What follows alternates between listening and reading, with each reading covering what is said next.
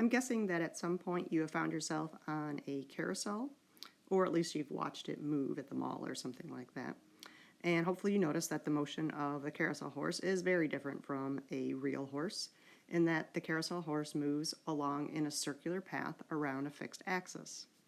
This is the type of motion that we're going to look at now. We will call this rotational or angular motion, and when we're describing it, we will talk about the object's angular or rotational speed or velocity. The symbol we'll use is referred to as omega. That's a Greek letter that looks like a little W, but please try to get used to saying omega. When we're talking about angular speed, we are talking about how many revolutions or how many radians the object moves through within a certain amount of time. This video will show a bug and a beetle moving around on a disc. I'm going to let you just kind of watch for a few seconds.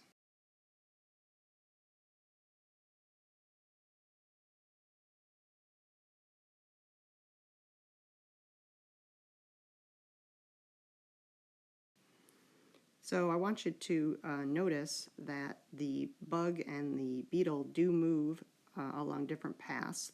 The ladybug is moving in a smaller circle than the beetle. Okay, so they would have different linear speeds because they're traveling a different distance, but they're doing it in the same amount of time. But what is the same is that if you follow like this line right here, this radius, that point moves at a very consistent rate. And the bug and the beetle are on that point, so they move at that same consistent rate. That's what we mean by the angular speed or the angular velocity. The whole object rotates together. So again, that angular velocity comes from a change in the angular position of the object. So just like we talk about a linear position x, we have an angular position, which is theta. Theta is generally going to be measured in radians. It can be stated in revolutions, but then it usually has to be converted. So you want to recall that 2 pi radians are equivalent to a revolution or 360 degrees. Sometimes we need to be very formal, and we'll talk about an initial angular position. That's what this dotted red line would sort of represent.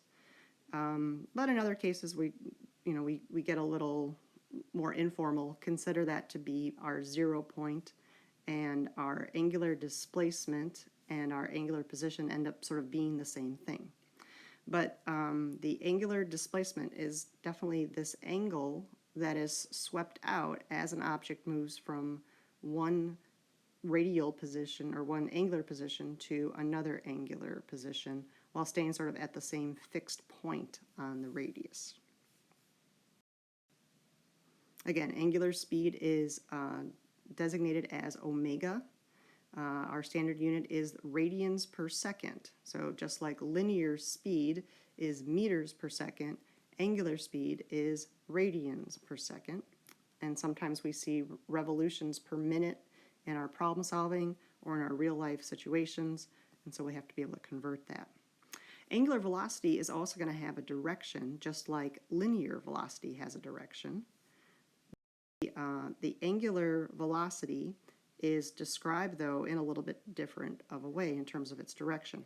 You know, every point on something that's rotating, say this wooden disc, if I were to look at this point here, the actual motion is sort of in this direction. If I look at this point, it's sort of in this direction. So you can't really associate the direction of motion of a certain point with the velocity, because there's lots of different points and they're all moving in slightly different directions. So what we do instead is we think about whether the object rotates sort of clockwise or counterclockwise. So this object is rotating in this direction. So if I took my right hand and I took my fingertips and I rotated them, or I moved them along a path in the same direction, that would cause my thumb to point in this direction. And that's the direction of the vector omega.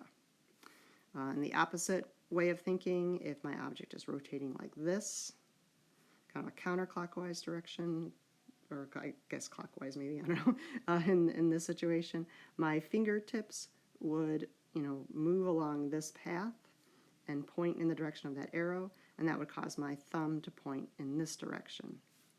Another way of thinking about it is to consider just clockwise and counterclockwise as if you're looking like directly overhead of an object. So if the direction is counterclockwise, okay, so like this, that is generally considered sort of the positive direction because your right hand would sort of naturally do that motion, and then your thumb would point out of the page. That's the positive direction.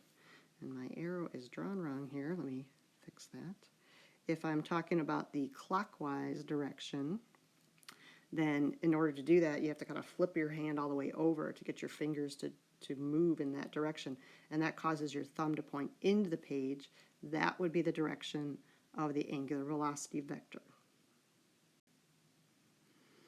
All right, we're going to look back at this video again just for a second, and I want you to just notice something about the motion.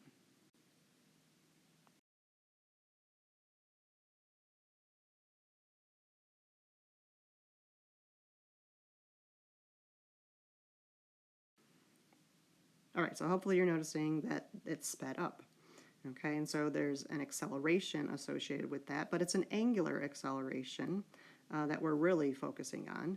Yes, the object's linear speed do change, and we'll get to that in our next section.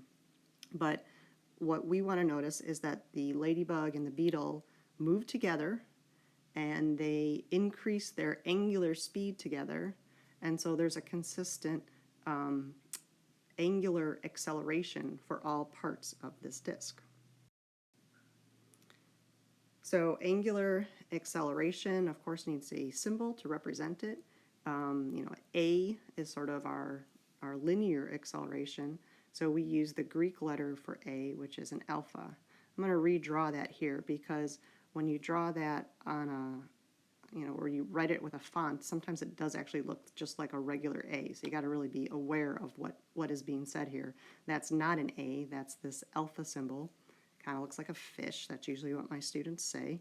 But that's our symbol for angular acceleration. And because it's talking about the way the radians per second change, it would be radians per second as your standard unit, or radians per second squared. Now, all the formulas that we use within this section have, they kind of match the linear forms. So like for instance, this formula here, you can see that it's talking about the final linear velocity, and this formula is talking about the final angular velocity. And they both involve the initial velocities, whether it's linear or angular, and they both involve the acceleration, that's the linear acceleration, this is that alpha, that's the angular acceleration. So they have the same sort of basic format to them. It's just whether the object rotates or moves in a line. One quick note, this formula is not on your formula sheet. That's what the AP people do, so we have to get used to that throughout the year. We do have this formula, and if we understand the relationships, we should be able to understand that this is the same sort of idea.